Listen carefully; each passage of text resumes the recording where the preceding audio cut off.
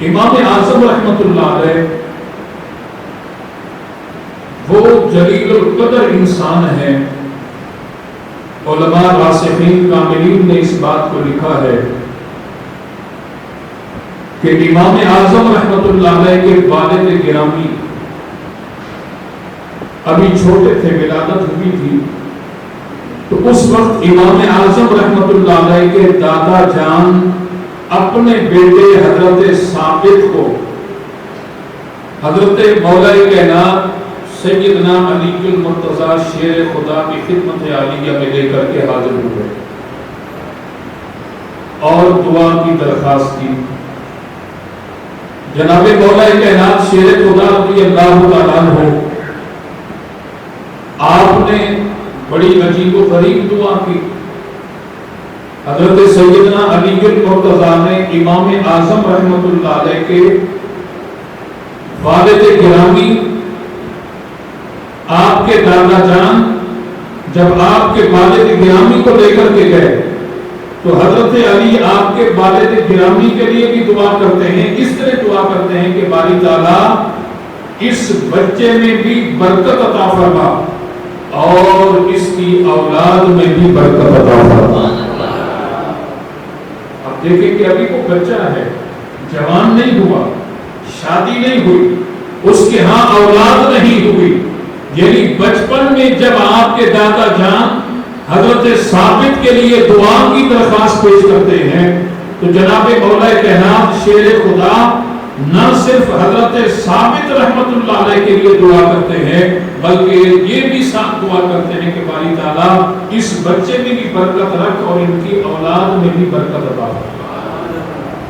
حضرت امام اعظم رحمت اللہ علیہ کے پوتے حضرت اسماعیل بن حماد رحمت اللہ علیہ آپ فرماتے ہیں کہ ہمارے خاندان کو جو علمی مقام نصیب ہوا، ہمارے خاندان کو جو علمی بلندی پر فیض کیا گیا، یہ ساری کی ساری دعا کی برکت ہے.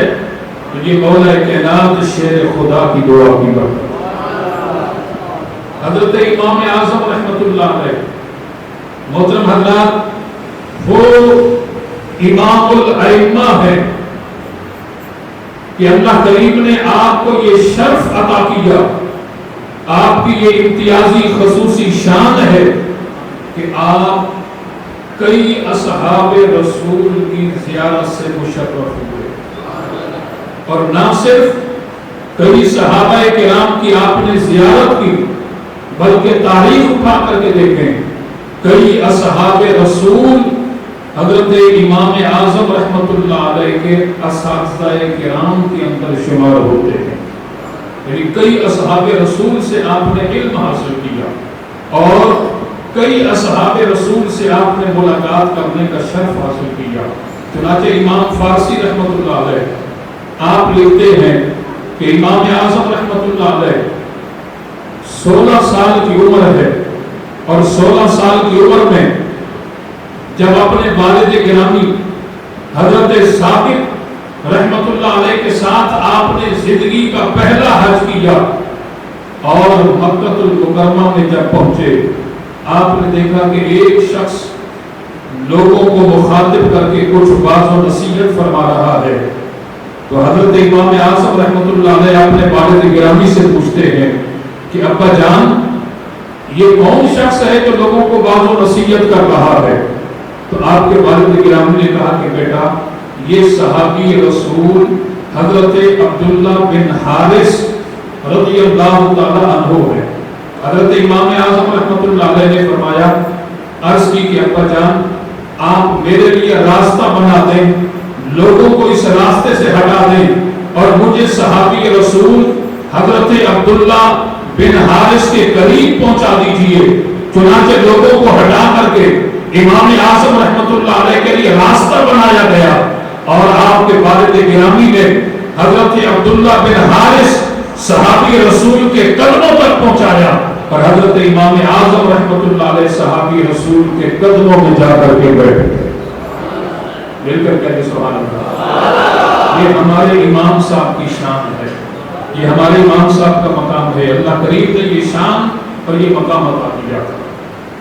جا کر کے بیٹھ گئے. اس کے بعد حضرت عبداللہ بن حارث نبی کریم علیہ الصلوۃ والسلام کی حدیث بیان کرتے ہیں.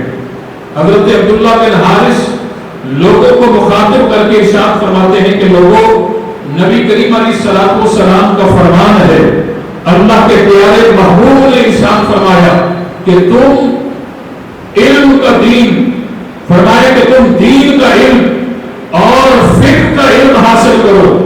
جو دین کا علم حاصل کرتا ہے، فقہ کا علم حاصل کرتا ہے، اللہ کریم اسے ایسے مقام سے روزی عطا فرمائے گا جس مقام پر اس کے وہم و گمان کے اندر بھی نہیں ہو. وہ روزی اس کے وہم و گمان کے اندر بھی نہیں ہوگی. یعنی دین کا علم حاصل کرنے والا، فقہ کا علم حاصل کرنے والا، اللہ تعالیٰ اس مقام سے روزی عطا فرمائے گا کہ جہاں اس کا گمان بھی نہیں ہوگا. حضرت امام اعظم رحمۃ اللہ علیہ، آپ کی اتنی بڑی شان ہے کہ پوری رات آپ کثرت کے ساتھ اللہ کی عبادت میں گزار دیا کرتے اور دن میں آپ روزہ رکھتے. امام العارفین حضرت سیدنا داتا علی ہجویری رحمۃ اللہ علیہ، آپ فرماتے ہیں کہ میں ایک مرتبہ حضرت سیدنا بلال حبشی کی مزار کے قریب سو رہا تھا. حالت خواب کے اندر مجھے نبی پاک علیہ الصلوۃ والسلام کا دیدار ہوا اور میں نے آقا کریم علیہ الصلوۃ والسلام کا دیدار کرنے کے بعد حضور کو جب میں نے دیکھا تو میرے آقا کسی شخص کا ہاتھ پکڑ کر تشریف لا رہے ہیں.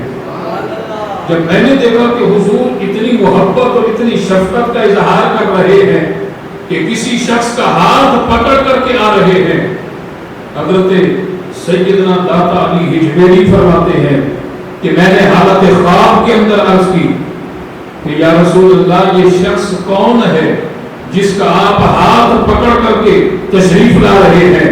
حضور نے فرمایا کہ یہ میری امت کے امام اعظم رحمۃ اللہ علیہ. سرکار اتنی محبت اور اتنا پیار فرمایا کرتے تھے. اور جب حضرت امام اعظم رحمۃ اللہ علیہ سرکار دو عالم علیہ الصلوۃ والسلام کے روضے پر گنبد خضراء پر حاضر ہوئے اور آقا کریم علیہ الصلوۃ والسلام کی بارگاہ میں حاضر ہو کر کے حضور کی بارگاہ میں سلام کیا تو باقاعدہ آپ کے سلام پر اللہ کے نبی نے اپنی مزار سے جواب عطا فرمایا.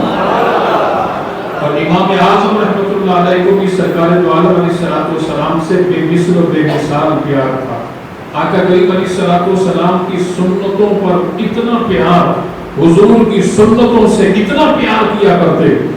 سرکار نے ارشاد فرمایا کہ من احیا سنتی فقط احبنی، فرمایا کہ میرا سچا محب وہ ہے. من احیا سنتی، میرا سچا محب وہ ہے. فقط احبنی، میرا سچا محب وہ ہے. من احیا سنتی فقط احبنی، میرا سچا محب وہ ہے جو میری سنت سے پیار کرتا ہے. اور حضور کی سنت سے اتنا پیار کرتے تھے. ایک مرتبہ آپ کی خدمت میں خربوزہ پیش کیا گیا. آپ نے فرمایا کہ میں نے نبی کریم علیہ الصلوۃ والسلام کو پوری زندگی میں کئی میں نے نہیں پڑھا کہ سرکار نے اپنی زندگی میں کبھی خربوزہ کھایا ہوگا. جب میرے نبی نے خربوزہ نہیں کھایا تو اس لیے امام اعظم بھی خربوزہ نہیں کھایا. اتنا حضور کی سنت سے آپ کو پیار تھا. اور امام اعظم رحمۃ اللہ علیہ بہت بڑے تاجر بھی تھے. دن آپ کوفہ کی جامعہ مسجد کے اندر جو ہے علم پڑھایا کرتے اور اس کے بعد کاروبار بھی کیا کرتے. اور امام اعظم رحمۃ اللہ علیہ ارشاد فرماتے ہیں کہ کامیاب تاجر کے لیے 4 چیزوں کا ہونا ضروری ہے. کیا فرماتے ہیں کہ کامیاب تاجر کے لیے 4 چیزوں کا ہونا ضروری ہے. نمبر 1 فرمایا کہ تاجر غنی ہو، لالچی نہ ہو. اگر تاجر لالچی ہوگا تو پھر وہ ہیر پھیر کرے گا. جب وہ ہیر پھیر کرے گا تو اس کی تجارت کے اندر برکت پیدا نہیں ہوگی۔ نمبر 2، امام اعظم رحمۃ اللہ علیہ فرماتے ہیں کہ تاجر امانت دار ہو، جب تاجر امین ہوگا تو اس کے امین ہونے کی وجہ سے اللہ کریم اس کی تجارت کے اندر برکت کو ڈال دے گا۔ نمبر 3 فرماتے ہیں کہ تاجر فیاض ہو، سخی ہو۔ نمبر 4 فرماتے ہیں کہ تاجر عبادت گزار ہو، نمازوں کی پابندی کرنے والا ہو۔ فرمایا کہ جس تاجر کے اندر یہ 4 چیزیں موجود ہوں گی، فرمایا کہ وہ تجارت کے جس میدان کے اندر بھی قدم رکھے گا، اللہ کریم اسی میدان میں اس تاجر کو کامیابیوں سے ہمکنار فرماتے ہیں۔ اس لیے یہاں فرماتے ہیں کہ کامیاب تاجر کے لیے 4 چیزوں کا ہونا ضروری ہے۔ امام اعظم رحمۃ اللہ علیہ لوگوں کو اللہ کی رضا کے لیے قرض بھی دیا کرتے تھے۔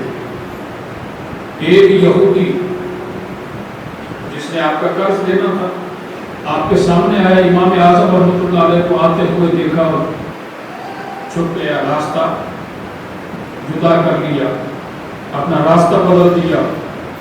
امام اعظم رحمۃ اللہ علیہ نے اسے طلب کیا، بلوایا اور فرمایا کہ جب وہ آئے، آپ نے راستہ کیوں بدلا، چھپ کیوں گئے تھے، وجہ کیا ہے؟ شرمسار ہو گئے، عرض کرنے لگے کہ حضرت میں نے آپ کا قرض دینا ہے۔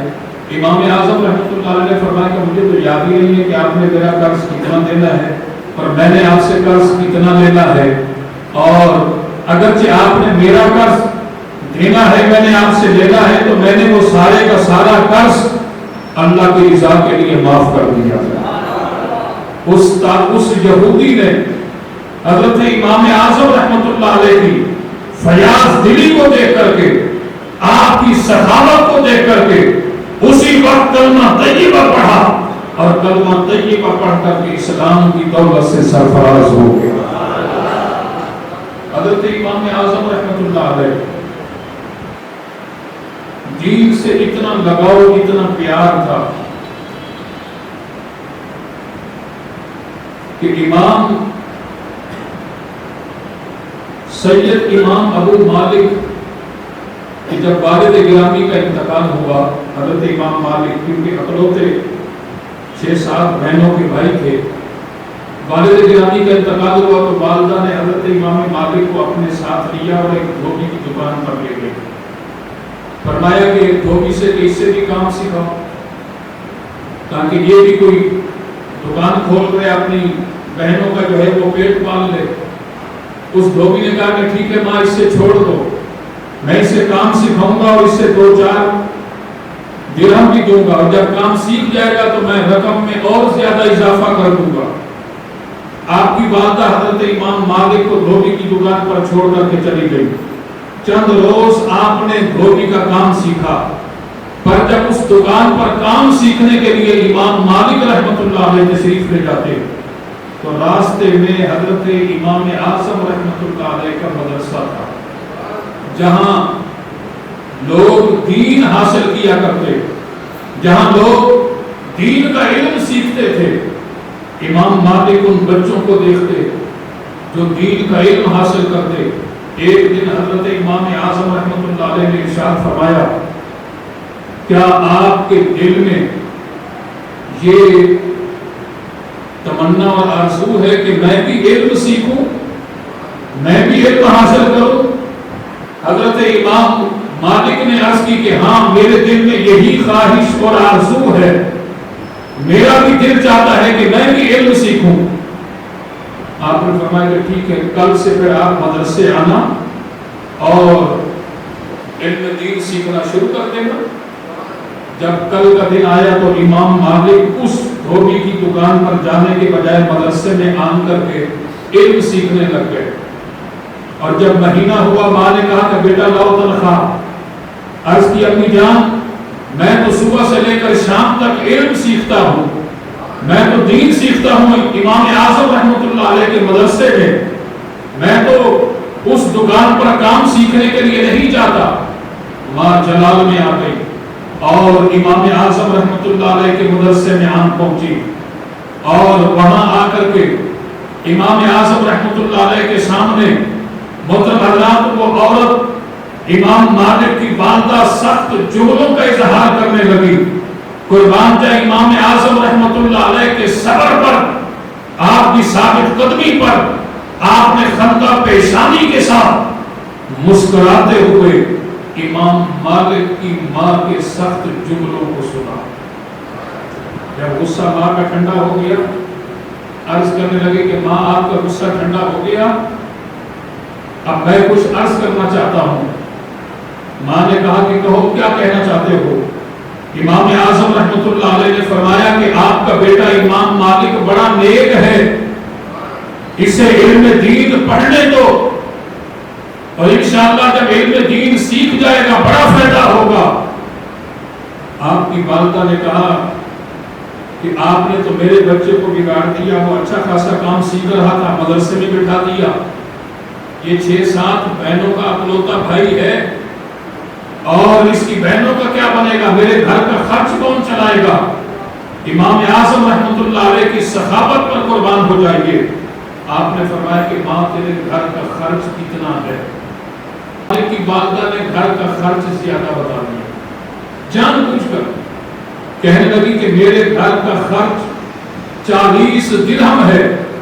آپ نے کہا کہ ماں امام مالک کو علم دین سیکھنے دو، انشاءاللہ ہر مہینے کی پہلی تاریخ کو آپ کے گھر کے اندر 40 درہم پہنچ جائیں گے. آپ تاریخ اٹھا کر کے دیکھیں، 30 سال تک امام اعظم رحمۃ اللہ علیہ نے امام مالک کے گھر میں ہر مہینے 40 درہم پہنچائے، اور امام مالک رحمۃ اللہ علیہ نے 40 سال تک دین سیکھا. 30 سال تک مسلسل جو ہے آپ نے جو ہے وہ دین سیکھا، اور 30 سال تک امام مالک رحمۃ اللہ علیہ کے گھر میں امام اعظم رحمۃ اللہ علیہ نے 40 درہم پہنچائے. 30 سال تک علم سیکھتے رہے. اور ماں نے کہا اے امام اعظم، میرا بیٹا دین تو سیکھ رہا ہے، پر یہ بھی فرما دیجئے کہ یہ دین کا علم سیکھنے کے بعد کرے گا کیا، اس کا کیا بنے گا. امام اعظم رحمۃ اللہ علیہ نے ارشاد فرمایا کہ ماں جب تیرا بیٹا علم دین حاصل کر لے گا تو فرمایا کہ پھر اس وقت یہ وقت کے بادشاہ کے ساتھ تخت پر بیٹھ کر کے اس کے ساتھ کھانا کھائے گا. اللہ اس سے بڑی عزت عطا فرمائے گا، بڑا مقام اور بڑی بلندی عطا فرمائے گا. محترم حضرات، امام اعظم رحمۃ اللہ علیہ کا وصال ہو گیا، اور آپ کے وصال کے بعد حضرت امام مالک بغداد شریف میں ہارون رشید نے جب آپ کو طلب کیا، اور امام مالک رحمۃ اللہ علیہ ہارون رشید کی خدمت میں حاضر ہوئے، تو ہارون رشید نے کہا کہ اے امام مالک، میں آپ کو چیف جسٹس بنانے لگا. حضرت امام مالک سجدے بھی گر جاتے ہیں، اللہ کا شکر ادا کرتے ہیں کہ باری تعالیٰ تیرا لاکھ لاکھ شکر ہے. ماں کی خدمت میں خط لکھا، امی جان جتنا جلدی ہو سکے آپ بغداد شریف آ جائیے، اللہ کریم نے آپ کے بیٹے کو بڑی عزتوں سے نواز دیا ہے. ماں بغداد شریف کا سفر جو ہے وہ شروع کرتی ہے. منزلیں طے کرتے کرتے امام مالک رحمۃ اللہ علیہ کی والدہ جب بغداد میں پہنچتی ہے، ادھر ہارون رشید کے گھر سے کھانا آتا ہے. تخت پر جب کھانا لگایا جاتا ہے، امام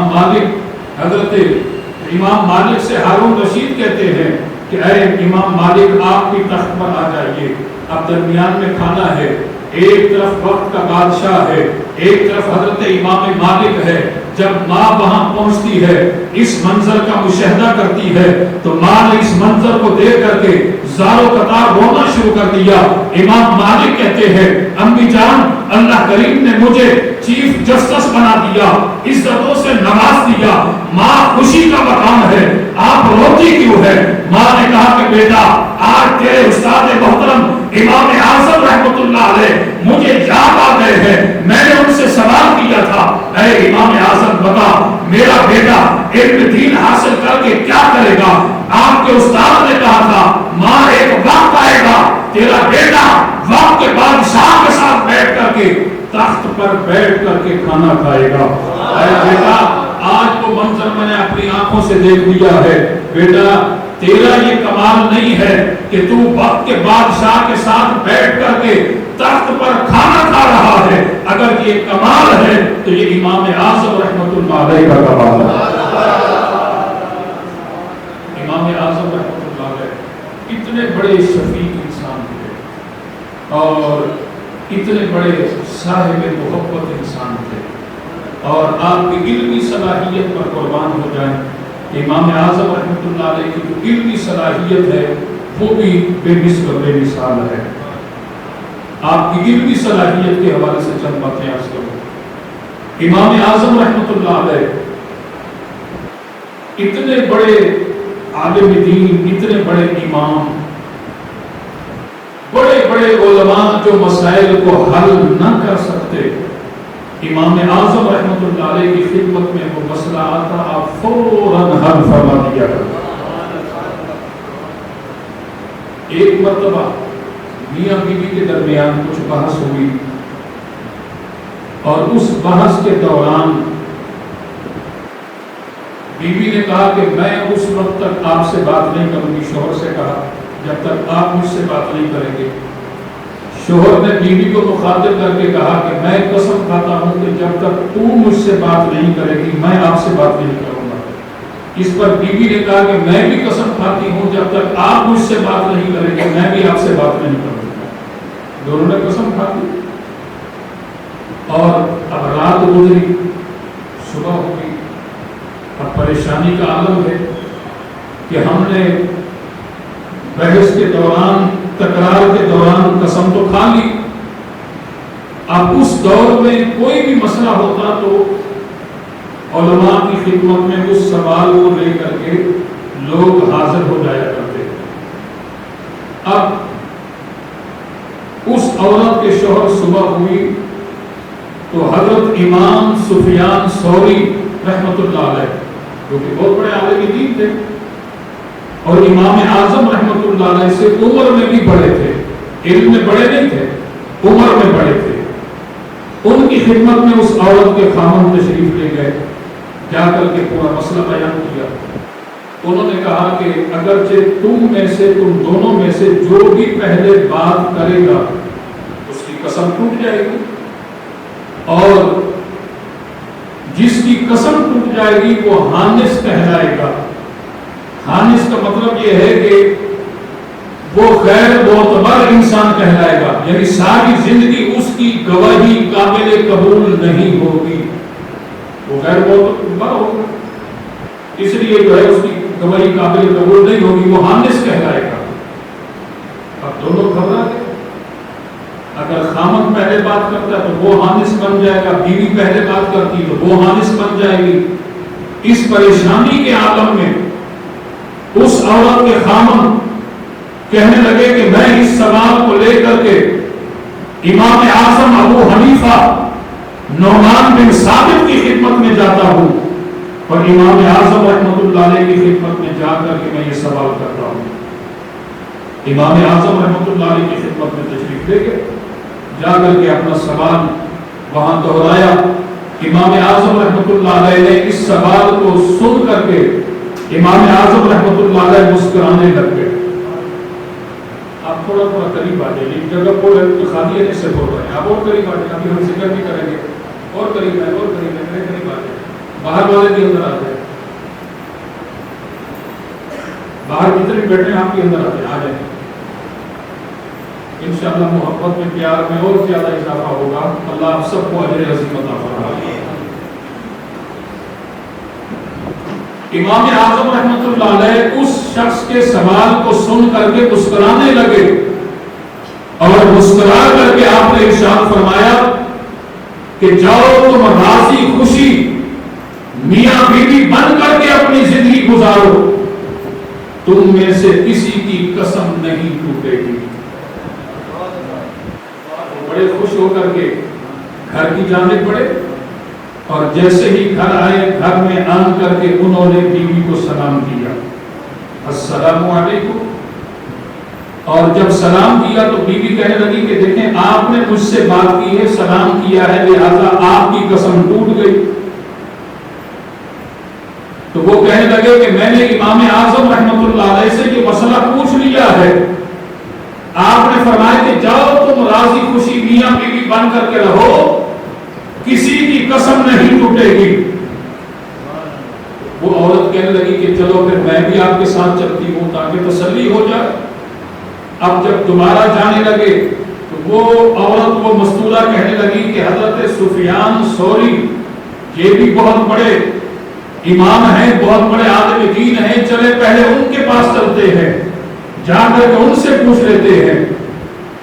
جب حضرت امام سفیان ثوری کی خدمت میں گئے اور سوال وہاں پیش کیا، انہوں نے سوال سن کر کے کہا کہ تم دونوں میں سے جو بھی پہلے کلام کا آغاز کرے گا، پہلے بات کرے گا، اس کی قسم ٹوٹ جائے گی، وہ حانث کہلائے گا.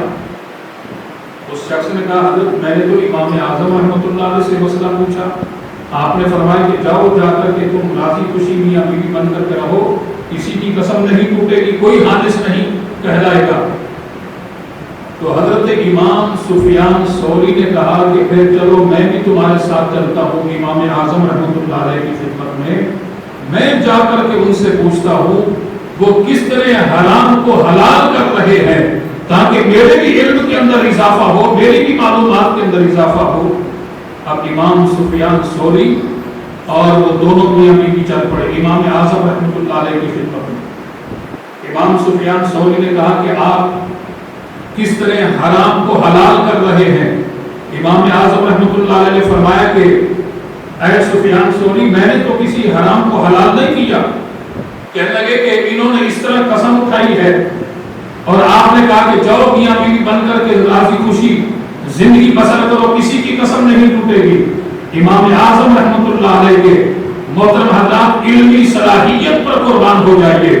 آپ نے ارشاد فرمایا کہ سفیان ثوری مسئلے کی گہرائی کو سمجھنے کی کوشش کرو. آپ نے فرمایا کہ بات دراصل یہ ہے کہ اس مرد کی، اس شخص کی بیوی نے اس سے کہا، اس شخص کی بیوی نے اس سے کہا کہ میں آپ سے بات نہیں کروں گی جب تک آپ مجھ سے بات نہیں کریں گے. اور اس شخص نے کہا کہ میں قسم کھاتا ہوں جب تک آپ مجھ سے بات نہیں کریں گے میں آپ سے بات نہیں کروں گا. اس کے بعد ان کی بیوی نے کیا کہا ان سے بات کرتے ہوئے کہ میں بھی قسم کھاتی ہوں جب تک آپ مجھ سے بات نہیں کریں گے میں بھی بات نہیں کروں گی. تو امام اعظم رحمۃ اللہ علیہ فرماتے ہیں کہ بتاؤ اس کی بیوی بات کر رہی ہے یا نہیں کر رہی ہے؟ رہتے سمجھ میں نہیں. آپ نے فرمایا کہ اس کی بیوی بات کر رہی ہے یا نہیں کر رہی. پہلے بات کی بعد میں قسم کھائی تو بات تو کر رہی ہے نا، تو اب کہاں سے قسم ٹوٹے گی. اور اس کے بعد پہلے اس نے بات کی، اب میں نے ان سے کہا کہ جاؤ جا کر کے میاں بیوی بن کر کے راضی خوشی رہو، کسی کی قسم نہیں ٹوٹے گی. یہ بھی اپنے گھر گئے جا کر کے انہوں نے بیوی کو سلام کیا تو کسی کی قسم نہیں ٹوٹے. قربان جائے یہ علمی صلاحیت کی امام اعظم رحمۃ اللہ علیہ. امام اعظم رحمۃ اللہ علیہ کی شان تو بہت ہی بلند و بالا ہے. تفسیر ضیاء القرآن کے اندر میں نے پیر کرم شاہ صاحب کی یہ تفسیر ہے ضیاء القرآن، کلام الرحمن کی تفسیر ہے، اس میں میں نے ایک واقعہ پڑھا امام اعظم رحمۃ اللہ علیہ کے شاگرد کا، یعنی شاگردوں کی علمی صلاحیت کا یہ عالم ہے تو پھر استاد امام اعظم رحمۃ اللہ علیہ کی علمی صلاحیت کا کیا کمال ہوگا. تفسیر ضیاء القرآن کے اندر ہے کہ حضرت عیسیٰ بن موسیٰ رحمۃ اللہ علیہ ایک دن اپنی زوجہ کو مخاطب کیا. یہ بزرگ اپنے ازواج سے بڑا پیار کرتے تھے. یہ آج کل نفرت کا جو رجحان ہے نا، یہ آج کل ہمارے اندر ہے. ہمارے بزرگ محترم حضرات اپنی ذمہ داریاں پوری کیا کرتے تھے. حضرت عیسیٰ بن موسیٰ اپنی زوجہ کو مخاطب کرتے ہیں اور فرماتے ہیں کہ میری زوجہ آج تو چاند سے بھی زیادہ حسین و جمیل نظر آ رہی ہے. یہ حضرت عیسیٰ بن موسیٰ کہتے ہیں. تو زوجہ نے پلٹ کر کے کہا کہ آپ جھوٹ بول رہے ہیں، اگرچہ میں چاند سے زیادہ حسین و جمیل ہوں تو پھر جن راتوں کے اندر چاند نمودار نہیں ہوتا ان راتوں کے اندر پھر میری روشنی ہونی چاہیے، وہ راتیں روشن ہونی چاہیے میری روشنی کی وجہ سے۔ حضرت عیسیٰ بن موسیٰ نے کہا کہ میری زوجہ، میں آپ کے حسن و جمال کی تعریف کر رہا ہوں اور آپ پلٹ کر کے مجھے جھوٹا کہہ رہی ہیں۔ آپ کو غصہ آ گیا جلال کی کیفیت میں، آپ نے فرمایا کہ میری زوجہ سن، اگرچہ تو چاند سے زیادہ حسین و جمیل نہیں ہے تو اسی وقت میں آپ کو 3 طلاق دیتا ہوں۔ غصے میں جلال، طلاق غصے میں ہوتی ہے، اور اس کے بعد طلاق دے بیٹھے۔ اب سر پکڑ کے پریشان، یہ میں نے کیا کر دیا؟ پریشانی کے عالم میں رات گزری، صبح ہوئی، وقت کے خلیفے کی خدمت میں حاضر ہوئے کہ حضرت رات کو بہت بڑی مجھ سے غلطی ہو گئی۔ کیا ہوا بھائی، ایسی کیا غلطی ہوئی؟ عرض کی حضرت میں اس طرح اپنی بیوی کے حسن و جمال کی تعریف کر رہا تھا اور بیوی نے پلٹ کر کے مجھے یہ جواب دیا، مجھے غصہ آ گیا اور میں نے بیوی سے کہا اگرچہ تو چاند سے زیادہ حسین و جمیل نہیں ہے، اسی وقت آپ کو 3 طلاق۔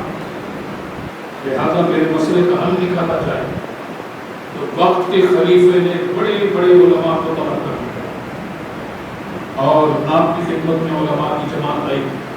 ان علماء کے اندر ایک عالم دین حضرت امام اعظم رحمت اللہ علیہ کے شاگرد بھی تھے۔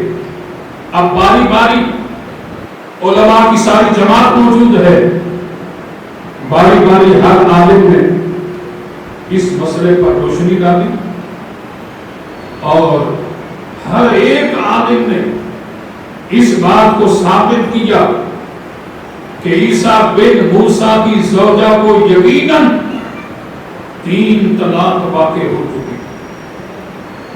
اور حضرت امام اعظم رحمت اللہ علیہ جس طرح آپ خود عجز و انکساری کا پیکر تھے، آپ کے شاگرد بھی عجز و انکساری کا پیکر تھے۔ امام اعظم رحمت اللہ علیہ کے شاگرد سر جھکا کر کے بڑی عاجزی کے ساتھ سر جھکا کر کے بیٹھے۔ خلیفہ وقت نے کہا کہ حضرت آپ بھی اس مسئلے پر کچھ روشنی ڈالیں۔ آپ نے سر انور اٹھایا اور خلیفہ صاحب کو جواب دیا کہ جناب، میرے نزدیک یہ تو مسئلہ اس سائل نے بیان کیا اور علماء کی جماعت نے اس مسئلے کو سن کر کے یہ جواب دیا، ان سارے کے سارے علماء نے اس بات پر اتفاق کیا کہ عیسیٰ بن موسیٰ کی زوجہ کو واقعی یقیناً 3 طلاق ہو گئی۔ حضرت میرا علم یہ کہتا ہے کہ عیسیٰ بن موسیٰ کی زوجہ کو طلاق نہیں ہوئی۔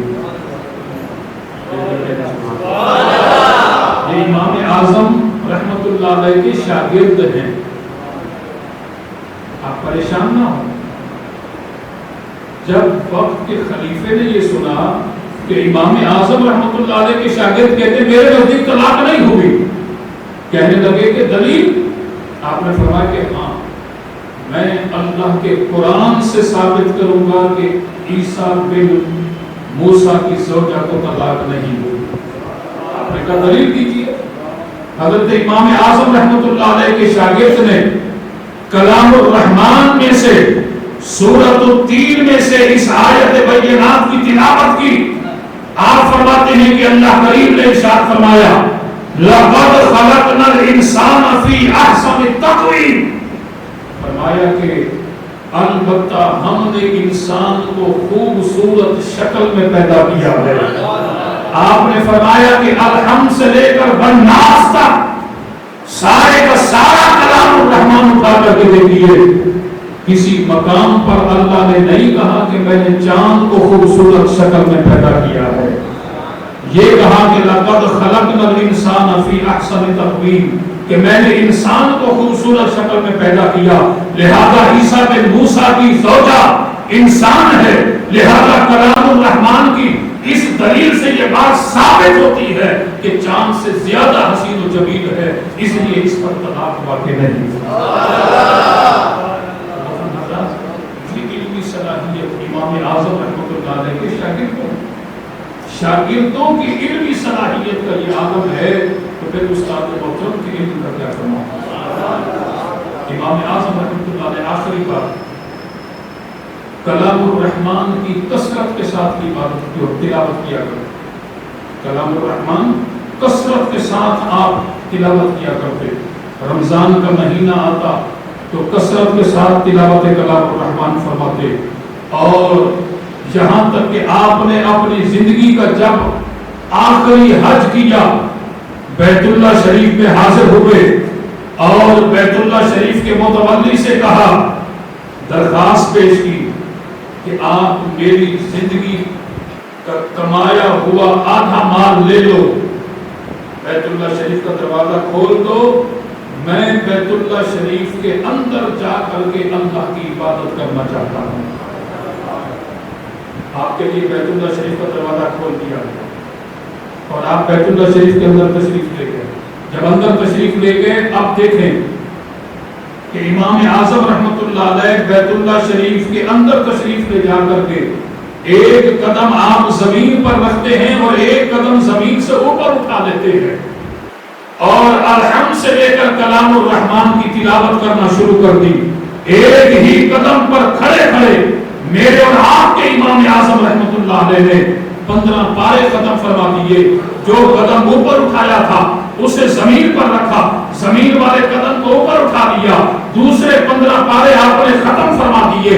اللہ کریم کی بارگاہ میں ہاتھ اٹھا کر کے دعا کرتے ہیں، باری تعالیٰ تیری عبادت کرنے کا جو حق ہے امام اعظم وہ حق تو ادا نہ کر سکا، میرے ان ٹوٹے پھوٹے سجدوں کو، میری ٹوٹی پھوٹی عبادت کو اے باری تعالیٰ تو اپنی بارگاہ میں قبول فرما دے۔ غیب سے آواز آئی، اے امام اعظم ہم نے آپ کی عبادت کو بھی قبول کر لیا ہے، اور یاد رکھیے قیامت تک آپ کے نقش قدم پر چلنے والے جتنے بھی حنفی ہیں میں نے ان سارے کے سارے حنفیوں کی بخشش کر دی۔ امام اعظم رحمۃ اللہ علیہ آپ کے جب وصال کا وقت قریب آتا ہے تو آپ نے اپنے لخت جگر کو بلایا اور اپنے لخت جگر کو بلا کر کے فرمایا کہ میرے لخت جگر اس مقام پر میں نے اپنی زندگی میں بیٹھ کر 7000 مرتبہ قرآن ختم کیا۔